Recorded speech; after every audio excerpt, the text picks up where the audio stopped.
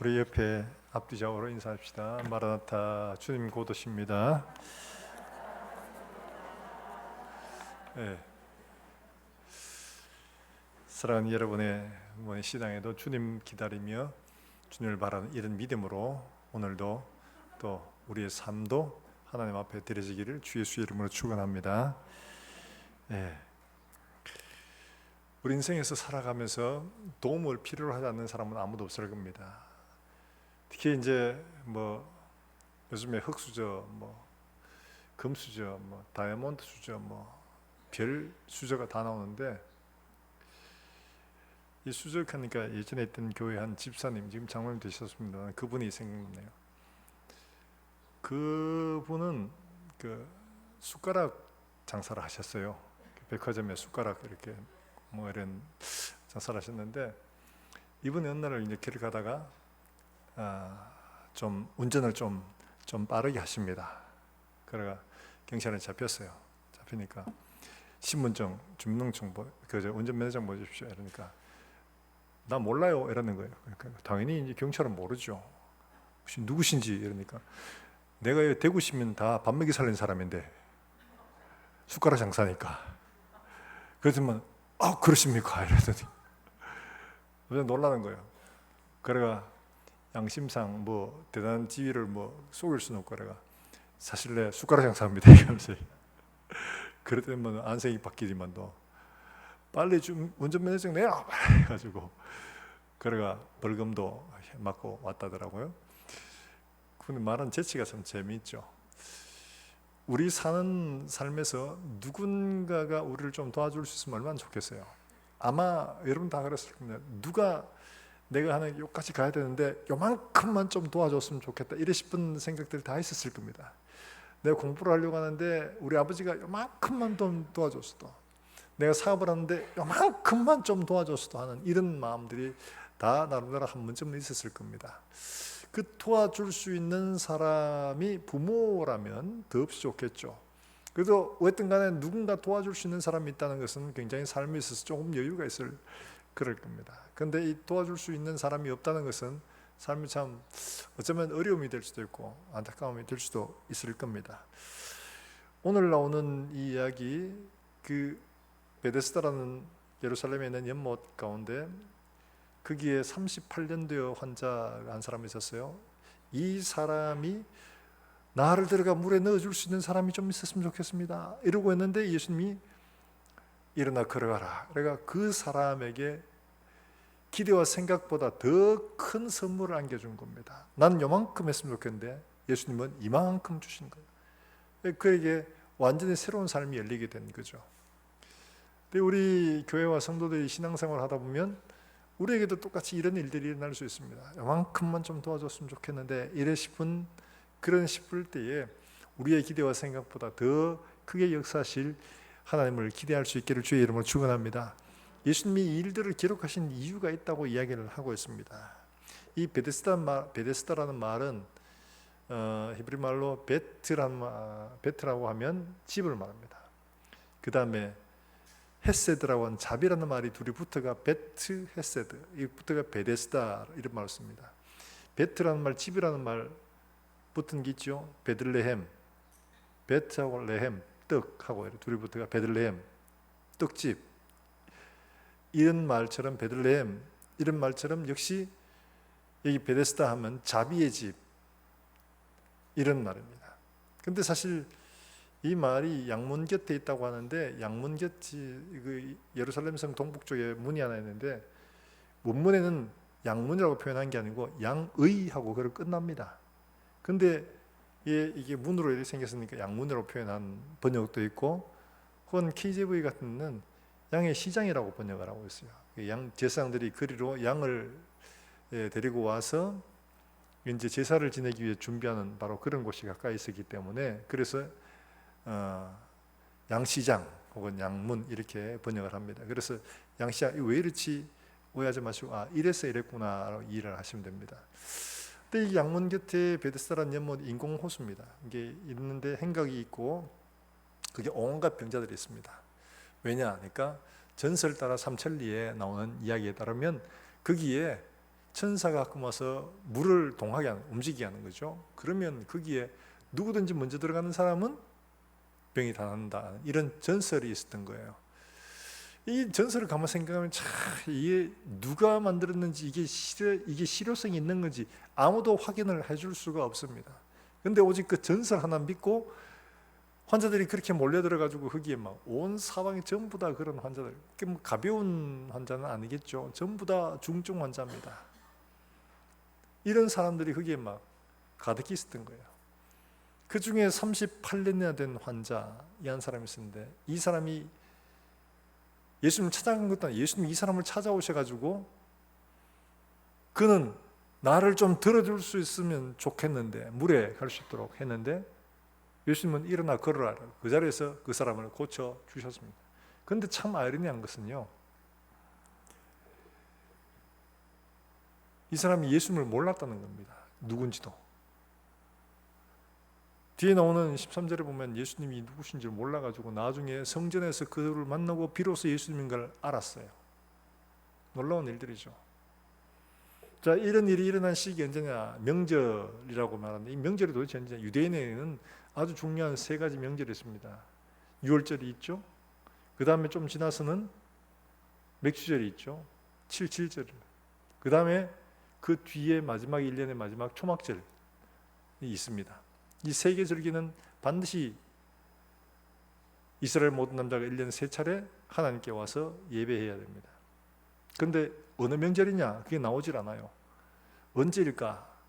이때가 이제 앞장에 이제 성경 전체 이 요한복음을 보다 보면 이제 이게 앞에 그 4장에서 뭐라고 하냐? 너희는 넉 달이 지나야 추수할 때가 이르겠다고 하지 않느냐? 추수가 우리는 뭐 보통 10월, 11월 이렇게 추수를 다 합니다만은 이스라엘에서는 겨울에 추수를 하고 농사를 짓습니다.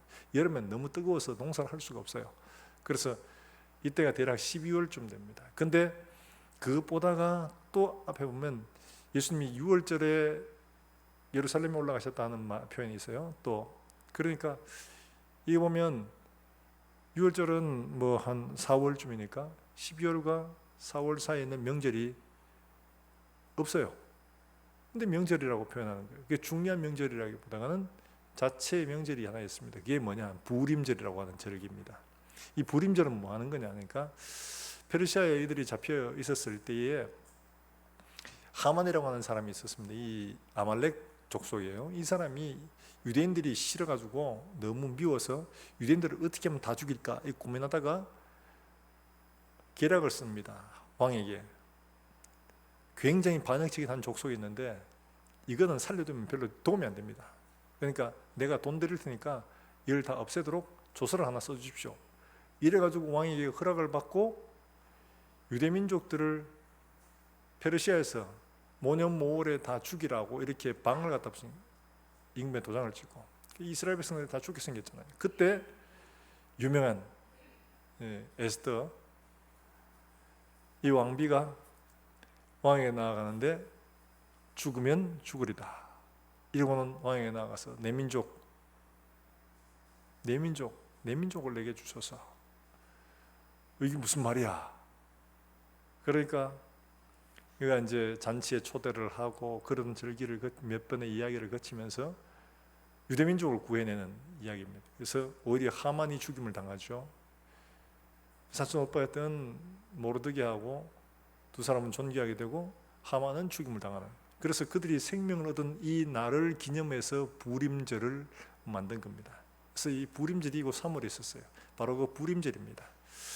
이 부림절 절기에 예수님께서 베데스다 연못에 와서 이 38년 된 병자를 고치게 되는데, 그게는 이 38년 된 이 병자만 있는 게 아니고 수많은 사람들이, 병자들이 다 불치병 환자, 난치병 환자들이 그게 많은데 이 사람에게 주님이 오셨고 그걸 치료해 주신 겁니다.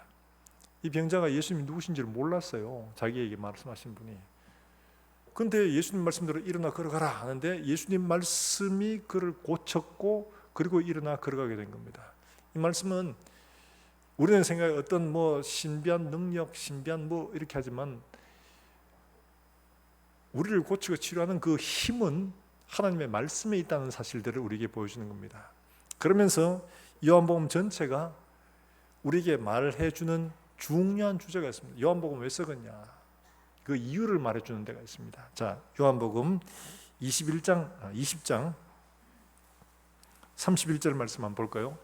이걸 왜 기록했느냐? 그 이유를 설명해 주고 있습니다. 요한복음 20장 31절 말씀입니다.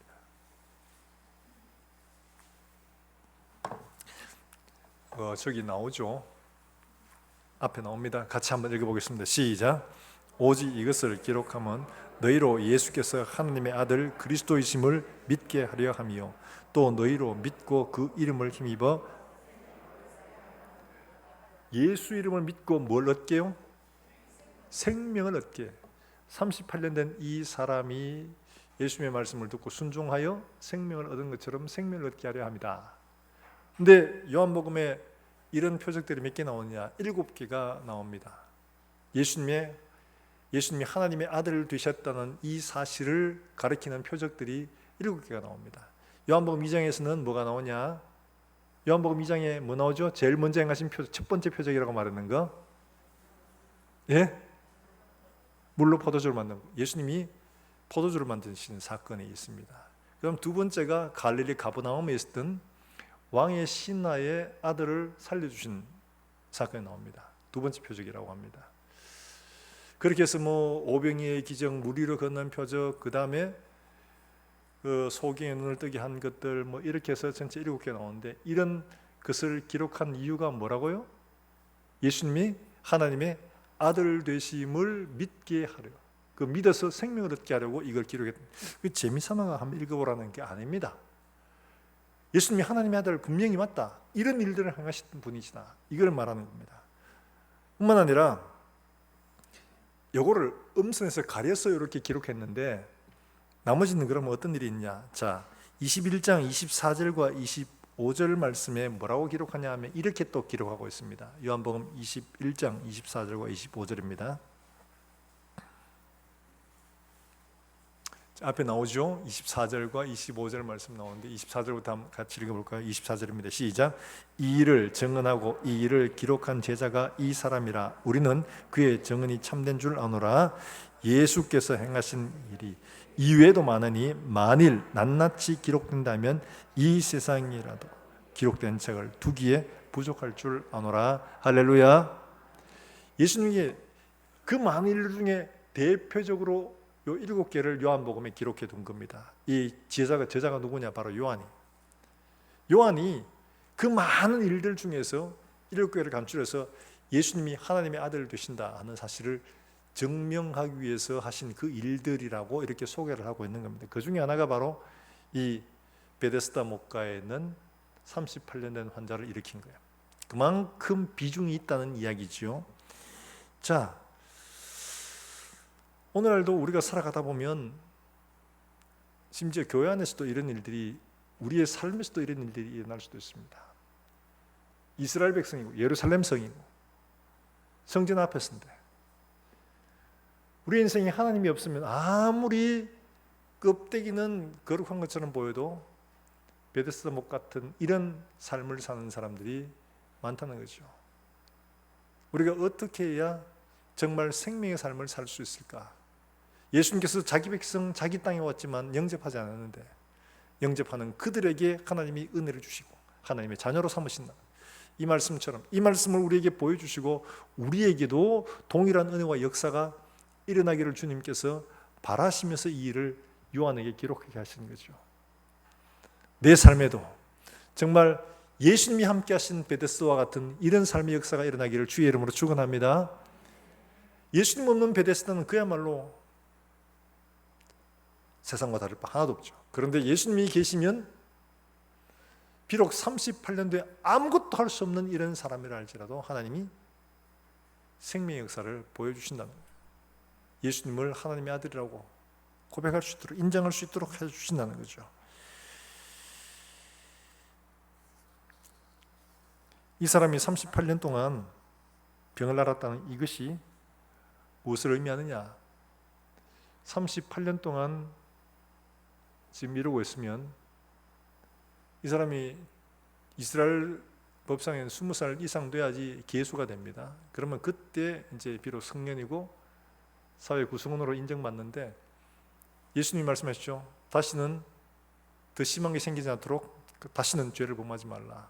적어도 성년 되고서 어떤 율법적인 잘못을 통하여 이런 병을 얻었다는 것을 말씀하고 있는 거죠. 그러면 20대에 해도 지금 38년 됐으니까 나이가 대충 얼마 되겠습니까? 20 더하기 38 하면 얼마지요? 58. 산수가 좀 어렵죠. 앞에서 그런 거 좀 안 물었으면 좋겠다. 그래도 이렇게 한 번씩 이야기가 주고받고 해야지. 저도 설교하는데 힘도 되고, 여러분도 졸다가 깜짝 놀라가 잠도 깹니다. 당시 60세라는 이야기는 지금 60은 그냥 막 얼라죠. 70대도 뭐 그냥 경동에 가면 얼라 왔다 이렇게 한다는데,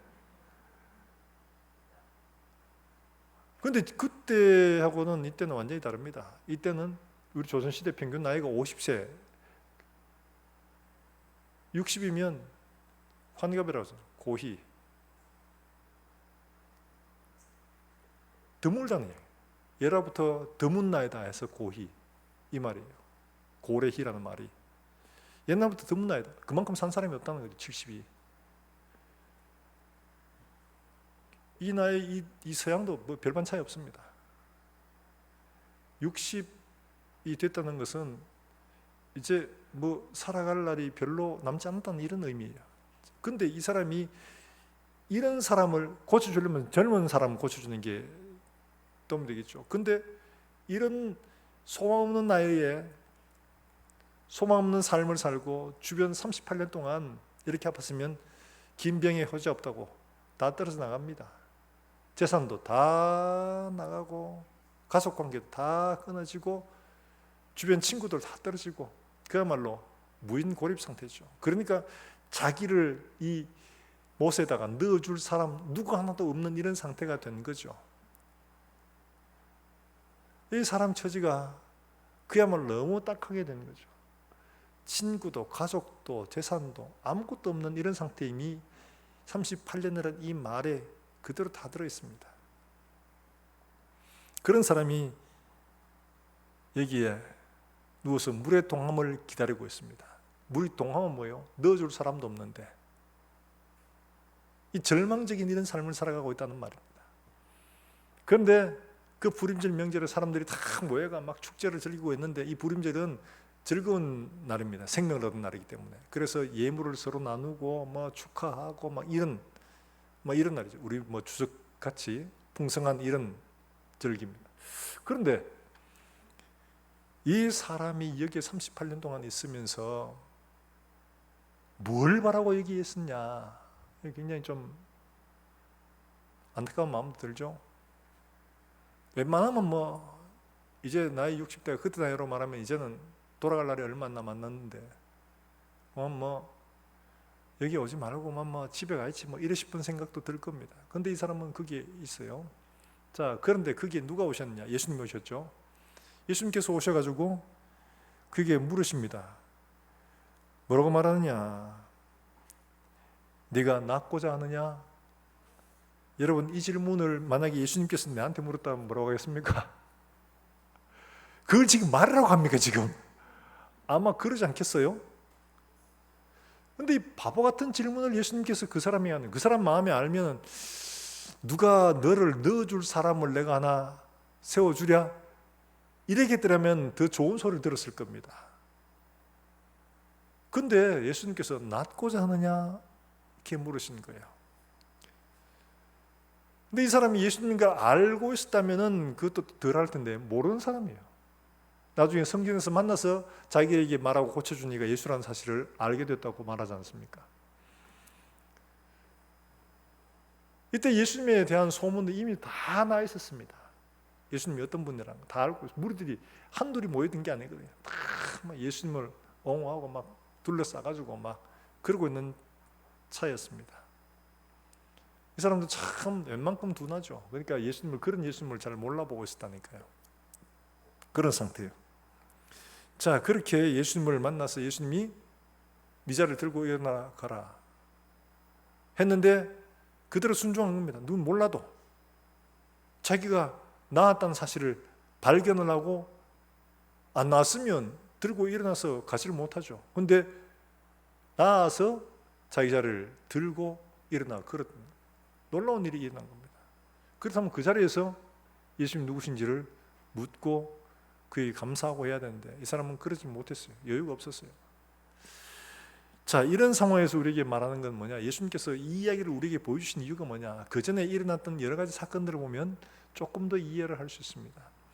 왕의 신하의 아들을 고쳐주셨는데 가버나움에서 한 신하가 올라와서 예수님에게 그 일을 묻습니다. 근데 우리 아들이 지금 중간에 내려오셔가 좀 고쳐주세요. 여기서부터 가버나움까지는 굉장히 멉니다.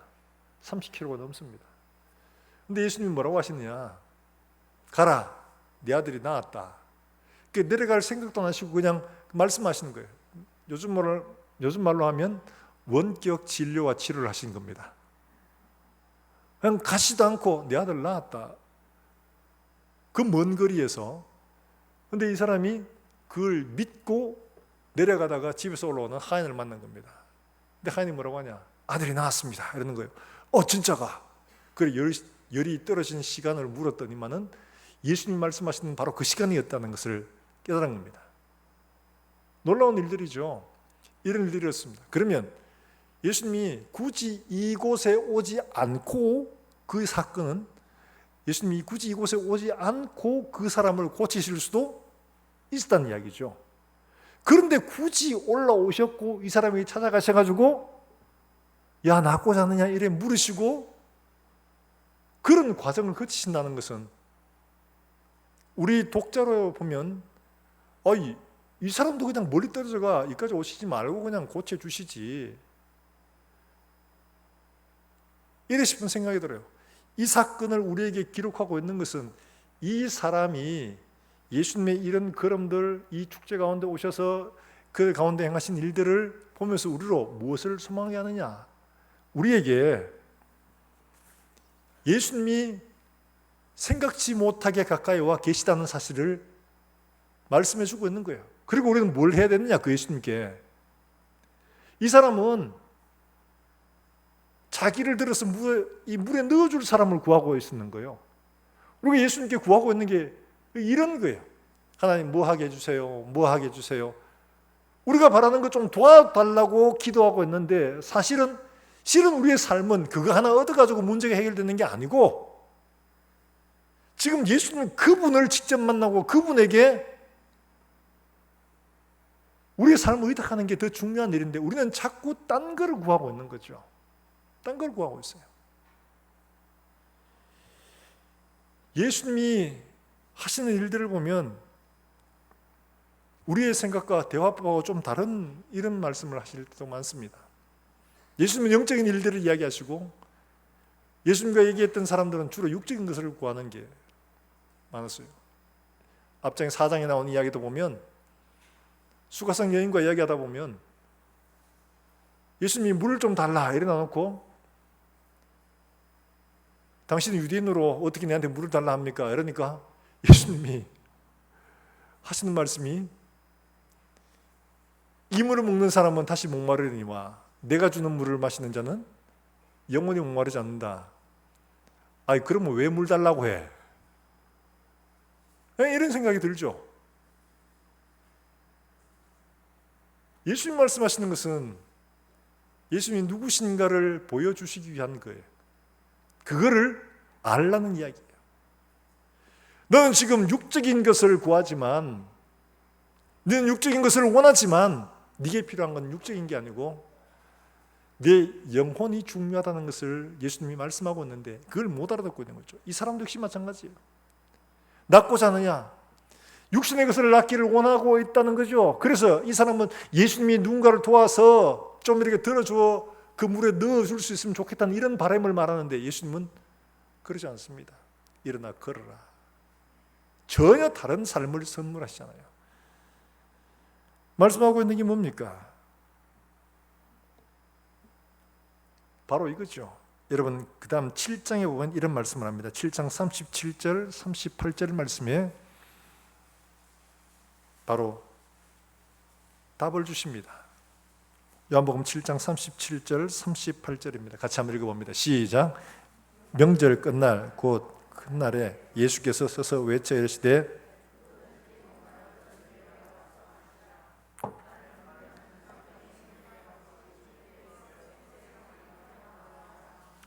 아멘. 누구든지 목마르거든 물을 필요로 하는 사람이 있거든 내게로 와서 마셔라. 나를 믿는 자는 그 물 시큼 물 수 있다가 아니고 반대로 뭐라고 말했습니까? 그 배에서 생수가 솟아날 것이다. 목마르지 않는 삶을 살게 될 거란 말이죠. 예수님은 이 일들을 에스겔서에 미리 말씀을 하셨어요. 에스겔 환상이 이를 보여주는데 여러분 한번 찾아볼까요? 띄워주겠습니다. 에스겔 47장 8절과 9절 말씀해 보면 이미 에스겔 선지자를 통해서 놀라운 말씀을 주셨어요. 자, 에스겔 47장 8절과 9절 말씀 그리고 12절 말씀 같이 한번 읽어봅니다. 앞에 영상에 나오니까 같이 한번 읽어봅니다. 시작. 그가 내게 이르시되 이 물이 동쪽으로 향하여 흘러 아라바로 내려가서 바다에 이르리니 이 흘러내리는 물로 그 바다의 물이 되살아나리라. 그 9절입니다. 시작. 이 강물이 흐르는 곳마다 또 고기가 심히 많으리니 이 물이 흘러 들어가므로 바닷물이 되살아나겠고 강이 흐르는 각처의 모든 것이 살 것이며 12절입니다. 시작. 강 좌우가에는 각물 과나무가 자라서 그 잎이 시들지 아니하며 열매가 끊이지 아니하고 달마다 새 열매를 맺으리니 이는 그 물이 성소를 통하여 나온 그 열매는 먹을 만하고 그 잎사귀는 할렐루야. 지금 예수님이 오셨습니다. 예수님이 성전이십니다. 이 물이 어디서 나왔느냐? 앞에 보면 성소에서부터 문지방에서 흘러내리는 쫄쫄쫄쫄 흘러내리는 이 물이 나중에는 큰 바다를 이루게 되는 거예요. 이 물이 점점 많아져서 발목에 잠기고 무릎에 잠기고 허리에 잠겨 사람이 움직일 수 없는 완전히 덮어버린 거죠. 이 물이 가는 곳마다 모든 것을 되살아나게 하는 거예요. 자, 지금 예수님이 앞에 있고 예수님에게서 나오는 하나님의 성령과 그 말씀이 가는 곳마다 모든 것을 살려낸다는 것을 이미 보여주셨잖아요. 그리고 예수님이 앞에서 그 일들을 해 오신 것을 우리가 보지 않습니까? 그러면 우리가 구해야 될 것은 예수님에게 나를 들어 저 물에 넣어달라고 하는 이걸 구해야 되는가? 그게 아니라는 거죠. 그 은혜의 바다에 잠기기를 원하고 그의 말씀이 우리를 지배하도록 하는 것이 우리가 사는 길이라는 것을 말씀을 하고 있거든요. 생수의 근원 대신 그분을 앞에 두고 다른 물을 찾는 게 아니라 생수의 그분 대신 예수님으로부터 흘러나오는 성령과 말씀에 우리가 잠기기를 원할 때 우리의 삶의 문제들이 덮여버리고 해결되는 놀라운 역사가 있다는 것을 말씀을 해주고 있습니다. 사랑하는 여러분들, 교회 와서 하나님 내 아들 잘 되게 해주시고 우리 사업 잘 되게 해주고 맨날 이거를 구하는 게 아니라 우리 눈으로 보기에는 그것만 하면 문제가 해결될 것 같은데 주님은 우리에게 그거를 구하는 게 아니라 우리 속에 생수가 솟아나서 어떤 환경 여건을 만나더라도 그거를 뛰어넘어 완전히 충만하게 잠겨버리는 이런 인생, 우리가 가는 곳마다 열매가 맺혀지고 가는 곳마다 고기가 풍성하며 가는 곳마다 모든 것들이 되살아나는 이런 삶을 사시기를 원하는 겁니다. 바로 이 사람이 그렇게 만났잖아요. 이제 그렇게 살아나고 나니까 이 사람이 가는 곳에 생명의 역사가 일어나게 될 겁니다. 사랑하는 여러분들, 하나님 앞에 나와서 우리가 구하는 것들이 나를 들어 물에 넣어줄 이걸 구하는 게 아니라 생수의 근원 되신 그분이 나도 모르게 우리 앞에 와 있다는 사실을 우리가 발견하고 주님에게 이 생명의 물로 나를 덮어주시기를 하나님 앞에 구할 수 있기를 주의 이름으로 축원합니다. 성경을 보다 보면 참 안타까운 일들이 많이 있어요. 왜냐하니까 예수님이 가는 곳마다 사람들이 인산인해가 됐어요. 그래서 많은 사람들이 고침을 받고 났는데, 그런데 그 중에 어떤 사람들은 예수님에게 저도요 이래가지고 병이 낫는 사람이 있는가 하면은 그렇지 못한 사람이 있습니다. 여러분, 예수님의 옷가에 손을 댄 여인, 12의 혈류병으로 있던 그 여인만 우리가 알잖아요. 근데 사실은 그 외에도 마태복음에서 뭐라고 기록하냐 하니까 이렇게 예수님에게 옷자락에 손을 대가 나은 사람들이 많이 있습니다.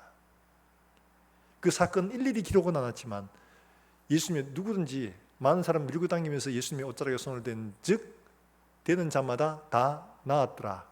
놀라운 기록을 합니다. 예수님의 일들을 보면서 나도 해야지 이래가지고 손댄 사람은 낫더라는 거예요. 근데 그 일들을 보면서 그렇구나. 그 사람 아무 일 일어나지 않습니다. 우리가 이 사건들을 보면서 이 사람이 하나님 가까우셔 그 말씀에 순종 일어나 그러 누군지도 모르는데 말씀하신 그대로 순종했더니만 놀라운 일들이 일어났습니다. 우리는 하나님께 나와서 뭘 해야 됩니까? 그러면 하나님 말씀 앞에서 주님 그렇습니다. 말씀하시면 그 말씀대로 순종하겠습니다.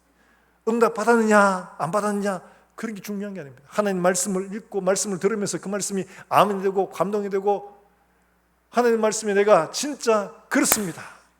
주님 그렇게 해 주실 것을 믿음으로 고백합니다. 놀라운 일들이 일어납니다. 사랑하는 여러분들, 베데스다 목가에서 나를 들어서 물에 넣어주기를 구하는 게 아니라 내 삶에 하나님의 성령이 솟아나고 하나님의 말씀에 잠기어서 그 말씀으로 말미암아 우리가 가는 곳마다 정말 풍성한 열매가 맺는 이런 삶을 하나님 앞에 구하게 되기를 주의 이름으로 축원합니다. 이게 필요한 거지요. 근데 그렇게 되기까지 한 가지 필요한 게 있습니다. 이게 바로 뭐냐 하니까 낙심하지 말고 기다리는 게 필요한 거죠. 우리 5장 7절 말씀 우리 다시 한번 읽어볼까요? 5장 7절 말씀 오늘 제일 중요한 말씀 5장 7절 말씀을 읽어봅니다. 시작. 병자가 대답하되 주여 물을 움직일 때에 나를 못에 넣어주는 사람이 없어 내가 가는 동안에 다른 사람이 먼저 내려가나이다. 자, 물에 넣어주기를 바라면서 이렇게 넣어줬으면 좋겠습니다 이러고 있는데요, 여러분 이 말을 가만히 묵상을 해보다 보니까요, 이 사람이 얼마나 많은 실망을 했겠습니까? 나는 가족도 떠났어, 돈도 없어, 친구도 없어, 못에 넣어줄 사람 자체, 소위 가능성이라는 것은 하나도 없는 사람이에요. 그러니까 나는 이것도 없어, 저것도 없어, 뭐도 안 돼, 뭐도 안 돼, 나이도 많아, 뭐도 안 돼. 소위 불가능한 것들을 열거하면서 그 마음에 얼마나 낙심이 되겠어요. 그렇죠? 한두 있었던 것도 아니고 이제 모든 걸 다 포기할 수밖에 없는 그런 상황이 얼마나 낙심이 크겠습니까? 그럼에도 불구하고 예수님에게 내가 먼저 가기를 원하는데 갈 수가 없습니다. 오히려 어쩌면 아마 됐습니다. 이 나이에 됐습니다. 이제 내가 뭘 이렇게 할 수도 있는데 그러지 않고 이걸 한다는 것은 그 마음속에 그래도 그 신락 같은 희망이라도 붙들고 그건 누군가 모르지만 나를 도와줄 누군가가 있을 것이다 하는 이 믿음을 가지고 주님에게 바라보고 있는 거죠. 이 소망을 고백하는 겁니다. 달리 말하면 모든 것이 안 되는 것처럼 보여도 나도 모르는 사이에 주님이 와 계시다, 낙심하지 말라 하는 이 말씀이죠. 이 사람이 예수님인 줄 몰랐어요. 이건 굉장히 큽니다. 예수님께서 그렇게 도와주리라고는 생각도 못했는데 주님이 거기에 서 계신 겁니다.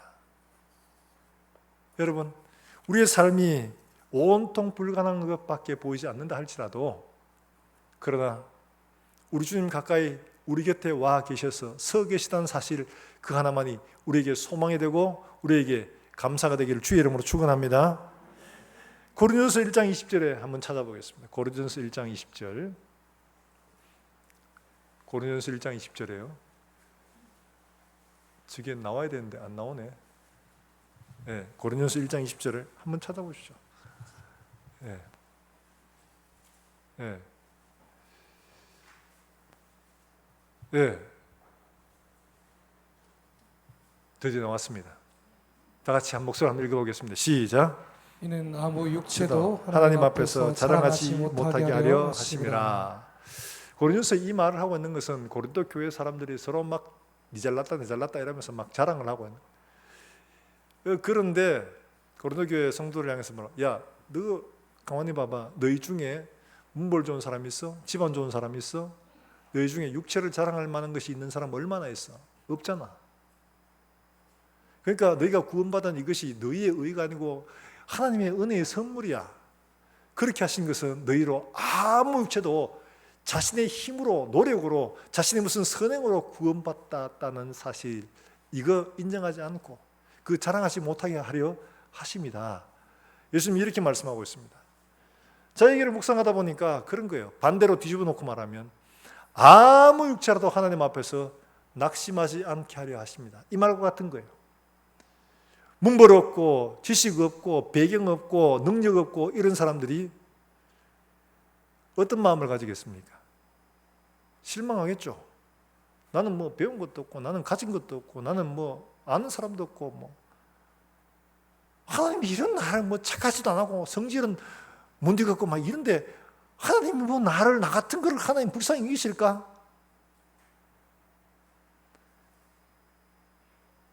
오늘 오면서도 싸우고 왔는데 이런 나를 하나님이 뭐 내세울 게 좀 있어야지.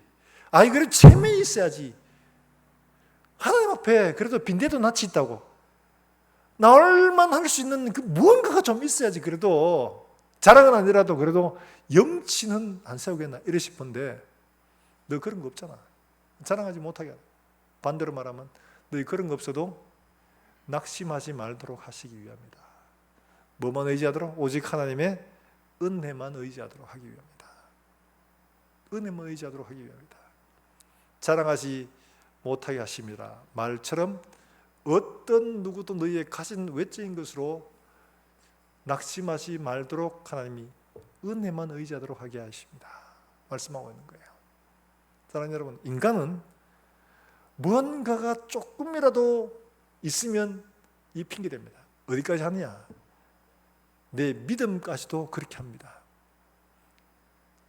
이 뭔 말인가 하면 아이고 그래도 내가 믿어줬는데 내가 그래도 예수님을 믿잖아. 신앙생활 했잖아. 믿어준 거 아니야.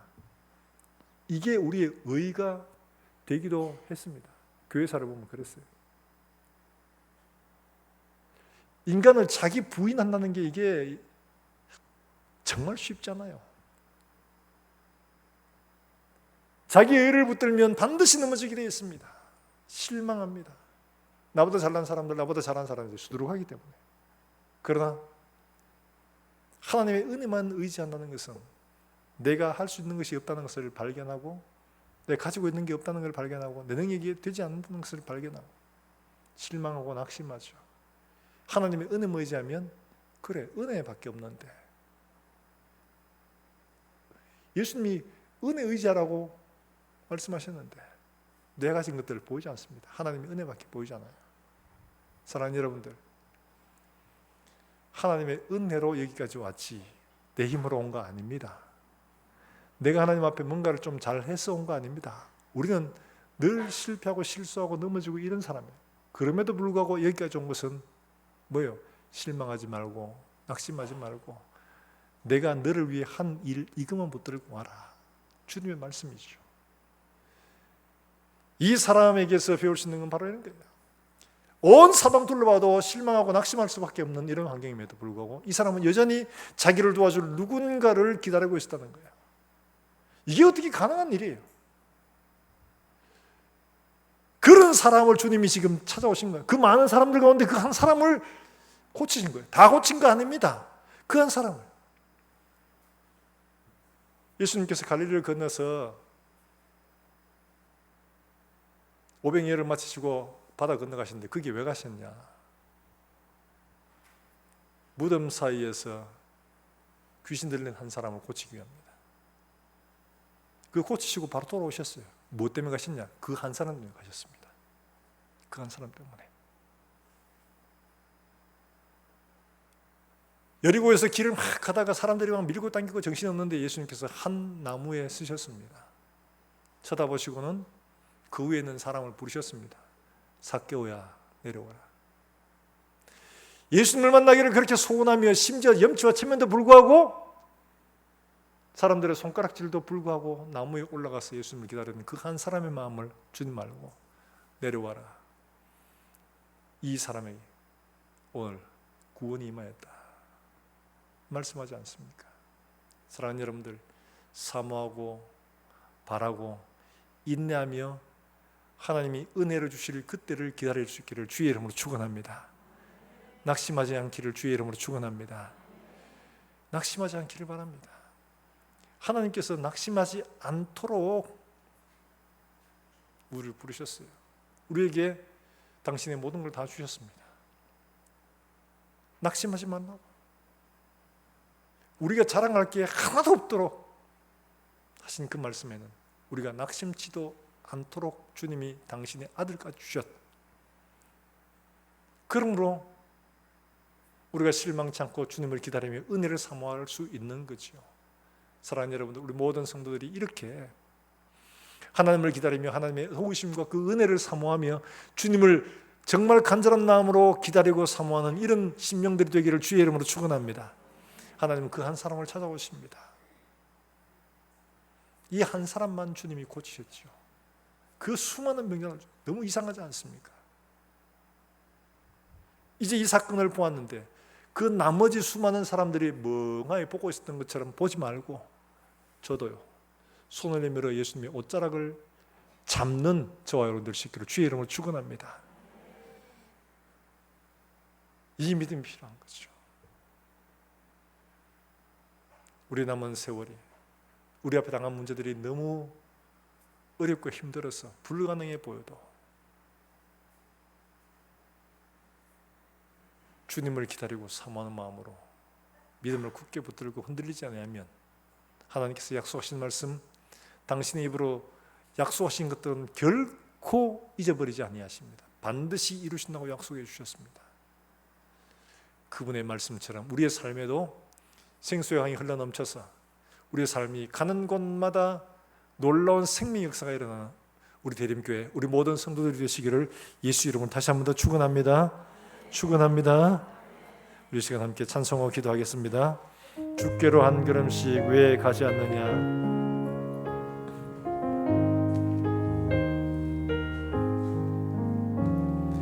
주께로 한 걸음씩 왜 가지 않느냐. 내 죄를 자복하고 그 앞에 나가라. 한 걸음씩 한 걸음씩 한 걸음씩 주께 나오라. 주님께 아뢰이면 주님께 아뢰이 너 복을 받으리라. 너 복을 받으리라. 값없이 주는 은혜 너 거절 마. 4절 하겠습니다. 4절 주께로 한 걸음씩 주께로 한 걸음씩 곧 와서 아뢰라. 아뢰라. 기쁘게 너의 몸을 주 앞에 드리라. 주 앞에 드리라. 아멘. 한 걸음씩 한 걸음씩 또 한 걸음씩 주께 나오라. 주님께 아뢰이면 너 복을 받으리라. 값없이 주는 은혜 너 거절 말아라. 우리 계신 함께 기도하겠습니다.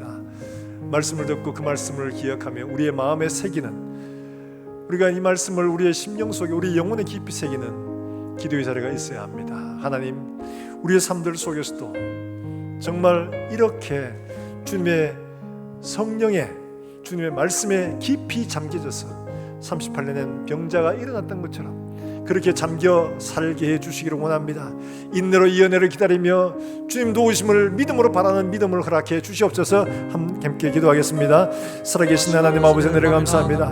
우리에게 생수가 되어주시고 하나님의 성령으로 우리에게 충만케 하시길 바라시는 주님, 하나님 아버지 베데스다의 못에서 하나님 아버지 예수님을 기다리는 이 사람, 주님 이 어려운 가운데서 하나님의 성령과 하나님의 말씀이 우리의 삶들 속에 하나님 놀라운 생명의 역사가 일어나게 해주시기를 간절히 원합니다. 가는 길들마다 행하는 일들마다 정말 하나님 아버지 사시사철을 배워가지고 우리 속에 가는 곳마다 생명의 역사가 일어날 수 있도록 주여 은혜를 베풀어 주시기를 원합니다. 말씀의 역사가 성령의 은혜가 흘러넘칠 수 있도록 주님 복을 허락해 해주시기를 간절히 원합니다.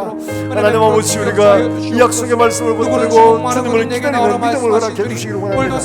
모든 것이 다 불가능해 보일다 할지라도 주님 우리를 위해 가까이 와 계심을 우리가 믿음으로 바라보고 하나님 아버지 하나님의 어쩌라게 손을 내밀어 이런 믿음을 우리 속에 허락해 주시기를 간절히 원합니다. 하나님 아버지 구경하는 자가 되지 아니하고 손을 내밀어 하나님 주의 어쩌라게 만들고 사랑하는 종들의 믿음들이 되게 주님 복을 허락해 주시옵소서. 하나님 아버지 은혜를 감사합니다. 오늘 주신 말씀처럼 우리의 삶이 주의 은혜의 생수에 잠기게 해주시고 하나님 말씀에 깊이 잠길 수 있도록 주님 복을 허락해 주시옵소서. 주님 이미 우리 가운데 가까이 와 계심을 우리가 제대로 알지 못할지라도 이미 우리 가운데 와 계심을 우리가 믿음의 눈으로 바라보고 주님의 옷자락에 손을 대는 이 믿음의 사람들 되게 해주시기를 간절히 원합니다. 하나님 아버지 우리가 주님의 약속을 바라보고 하나님 때로는 우리의 상황이 전혀 나아지지 않는 것처럼 보여 실망할지라도 실망치 않고 약속을 붙들게 해주시기를 원합니다. 상황을 바라보지 않게 하시고 하나님을 믿고 손을 내미는 사랑하는 종들이 되게 해주시옵소서. 오늘도 주 앞에 나와 예배하는 사랑하는 종들에게 은혜를 베푸시고 하나님 앞에 귀한 예물을 드립니다. 사랑하는 종들의 가정과 일터와 손하는 일들마다 복이 되게 하셔서 나눠주고 베풀어주는 선한 손길들 되게 해주시기를 간절히 원합니다. 하나님 아버지 여러 가지 삶의 문제를 가지고 하나님 아버지 앞에 손을 내밀어 기다리는 오늘도 하나님의 은혜의 손길을 사모하는 사랑하는 종들을 주님께서 긍휼히 계시고 치유하시고 회복시켜 주시고 은혜로 충만하게 채워 주시기를 간절히 원합니다. 하나님 아버지 우리 주일학교 아이들 주님 긍휼히 계시고 이 아이들이 하나님 앞에 정말 믿음으로 잘 자라났어 장차 이 교회와 하나님 나라를 위해서 귀하게 사용되는 일꾼들이 될 수 있도록 주님 축복하시며 이들을 위해 눈물로 기도하는 사랑하는 종들을 주님 긍휼히 여주시고 축복해 주시옵시고 우리 교회가 주님 오실 때까지 교회로 사명을 잘 감당할 수 있도록 은혜 베풀어 주시옵소서. 멀리서 복음을 전하는 사랑하는 선교사들과 그들의 사역에 하나님 축복하시며 오늘도 생명의 놀라운 역사들이 일어날 수 있도록 주님 은혜를 베풀어 주시옵소서. 이 한 주간의 삶도 주님 함께 하시며 우리의 가는 걸음걸음마다 생명의 놀라운 변화의 역사들이 일어날 수 있도록 주님 역사하여 주시옵소서. 살아계신 예수님의 이름으로 기도하옵나이다.